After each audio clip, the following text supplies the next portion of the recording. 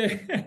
In that sense, let's take a bit of a rewind back to kind of where things kicked off. And as you're saying, it was almost a whirlwind. It's almost been a whirlwind last 10 years, last decade. But your passion for MasterChef, you were initially watching season 2, and the fire started to burn within. When did you initially take the step to get involved with season 3? What was involved with the process to get on board? And then once you initially got involved, what was that experience like for the listeners at home? Yeah, MasterChef, it's a big old beast. It's an amazing program that's obviously been around for, gosh, what are we at? I don't even know. And the States. Yeah, so worldwide it's been a huge success across the board. But yeah, so season 3 MasterChef, yeah, I was, like you said, I watched season 1, you watched season 2, and I was like, oh yeah, I could do that. I reckon I could give that a crack. Probably a little bit overconfident, to be honest. Mate, But I do that, and then I yeah, end up whipping up some Vegemite toast. You got the everyone's an armchair critic when they're at home watching the. It doesn't matter if it's MasterChef or you're watching the boys play footy. It's like, oh yeah, oh, you could have hit him harder or whatever. Everyone thinks they could do just as good, but so yeah, I thought, I'll give it a crack, and I put my application in, and it's a bit of a 3 or 4 step process. You do the paper application, then they do like a video thing, and then if you get through that stage, then you go and there was like a full cooking day where you cook for some judges that weren't the real judges, and then you go again for I think it's like the 4th sort of interview stage, was like you go and you actually cook live with cameras. George, Matt, and Gary were there. They talk to you. It's sort of like really reminiscent of what would happen on the show, and basically to see if you've got what it takes. And then from there, season 3, it went from, you started at like top 50. So there was 50 people to start with, and they culled it down to 24. And yeah, it was quite an intense time. It was full on. I was amazing learning experience, because back then it was very different to what MasterChef is now, because these days most of the people that are on MasterChef were like 4-year-olds when they were watching the show. It's been going that long. There's like 18 and 19, 20-year-olds on MasterChef, at the moment, that grew up watching the show, and the skill level is just incredible.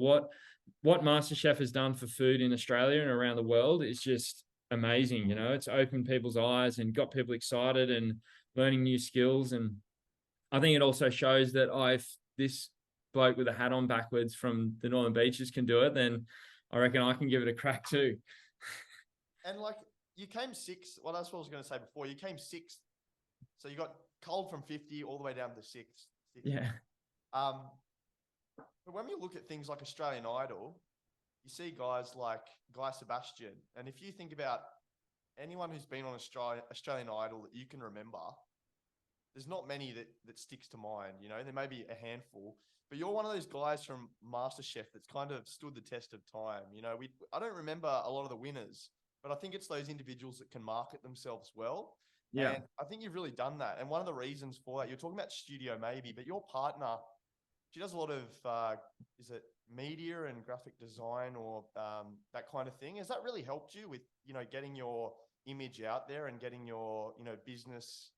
Yeah, I think like you sort of said, it's funny how you mentioned like, I don't know too many people from MasterChef, the winners or whatever. I think with a platform like MasterChef or Australian Idol, at the end of the day, as long as if you give it a red hot crack, and you are someone that is obviously pretty decent at whatever the talent or skill might be, and you make an impact to the Australian audience, then you're going to do pretty well. So I know there's a lot of crew that have done really well off the back of MasterChef and whatnot that may not have won necessarily, but they've had that passion, that drive. And I guess for me, it was just like a ruthlessness that I just never let go. I always wanted to be able to have this, TV show idea that I've always had brewing in the back of my mind. And it's only been in the last sort of 2.5 years where I've actually made that be able to come into fruition. And, it wasn't off the back of not trying. There's been 5, 6, 7 different TV ideas, few of them that have come off and gone through 1 season or 2 seasons, or you know, it's just been this wave of like, yes, no, no, no, no, yes, no, no, no. It's like up and down, up and down. And for me, that was really hard to deal with for quite some time, was I guess, the tumultuous nature of the media industry. The fact that, you know, everyone wants to blow a little smoke up your ass, I think, and get you all excited and yeah, we're going to do this. It's all like, rah, all this hype. And I found out very early on that until you know, your name's signed on the dotted line and the cameras are rolling, then nothing's actually going ahead. You've got to really push hard and work hard to do it, and no one's going to do it for you. You have to create it. You have to put yourself out there. You have to be, you know, creating your own content, working your own ideas. And if you don't do that, then it's just going to disappear. And again, that comes back to that passion. And I think for me, one of the biggest things is, you know, the work ethic. You got to be willing to put in the work hard, you know, put yourself out there and have a crack, and not just have a crack for a couple of weeks. It's like, you know, what they say, it's like 10,000 hours of whatever it is to be a master of something. I don't know what the quote is, but anyway, yeah, it's a lot of work to get to that top level, and where you really can start to shine. And I think, you know, you look at your persona, and it's interesting to hear that you had that, you know, that hardline kind of mindset or approach where you were just going to be tooth and nail to the end. Persona came across as very laid back, you know, easygoing. A lot of that. Do you think that had something to do with maybe your popularity amongst people that were tuning into season 3? One thing I always say to people is, like, I feel like a lot of people on TV can sometimes be putting on a little character, whereas what you see with me is, I guess, what you get. You know, I always say to people that the person that you see on the TV, I want that to be the same person that sits at a dinner table with my family, you know, talks to my grandma on the weekend, down the pub with the boys, you know, on the beach. It's all the same person as the guy on TV. Because if you start trying to fabricate a different personality, it becomes very, very hard to stick to it and keep it genuine. And for me, the one thing that I've always found really important is, that being genuine, being who I am, and not trying to be someone I'm not. And that's really important in the media industry, because, you know, as soon as you sort of miss that little cue, then you just come off as a fake and a fraud, and it's never going to work out. Yeah. Is it hard? Like, did you watch the series again when you got home? Is it hard watching that one? I didn't. I was too scared. Like, they just pull you apart, don't they? They take a scene and they'll chop it up the way they want it, and, you know, create some trouble out of something that's, you know, typically like quite, you know, no real issues involved. It's the one thing. It's funny though, because you see a lot of people come off reality TV and they're like, oh, they edited it to make me look like this and that and wada wada wada. But unless you say it or do it, they can't do anything with it. Exactly. So if I call you a fuckwit, they're going to record it and they're going to use it. Yeah. You know what I mean? If I don't call you a fuckwit, then it's never going to get used, because it never happened. So it's like, it's just, if it's there, it's there. They you know, it's very hard for them to edit like all these different little words together. But no, it's funny. Like, it's TV though. You know, that's the one thing people got to remember as well. You're there for a reason, and that's to entertain.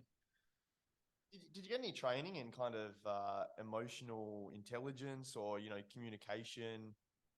Was there any of that before you went on the show to try and help you with, you know, handling some of those, you know, hairy situations? No, not really. I think the lifeguarding helped, because, you know, it's funny working on the beach. You'd go from sitting there chilling out, having a great time, watching the water, you know, having a little chin wag, maybe having a cup of tea, and then next minute, bang, something really bad can happen. And you got to go from that sort of like steady state into action really quickly.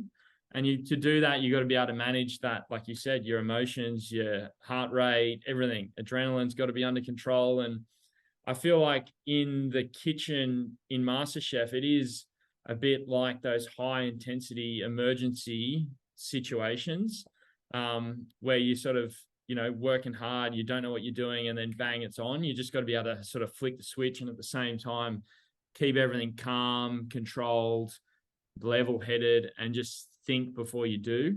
I guess. So yeah, that's definitely, there's a bit of a link there, I think. What was it like facing up to Matt Preston, George Calombaris, Gary, and Matt Moran? Like on TV, the music was so dramatic. It was such a build up. Was it like that being there? Were you nervous as shit, or was it? Oh yeah, I was definitely nervous. Definitely nervous. It's funny because like on the TV, obviously you see the judges, you see the contestants, but what people don't see is like the 50 other people that are in the room. So it's like there's cameras everywhere, there's crew, it's like there's lights, it's a massive production. So you're not just like Hayden at a kitchen bench with a couple other people at a kitchen bench. It's like, just this surrounding like massive humanity that's just constantly dynamic and moving. And it's hot and it's loud and it's bright and all those things. And at the same time, you're trying to, not look like a dickhead on national television.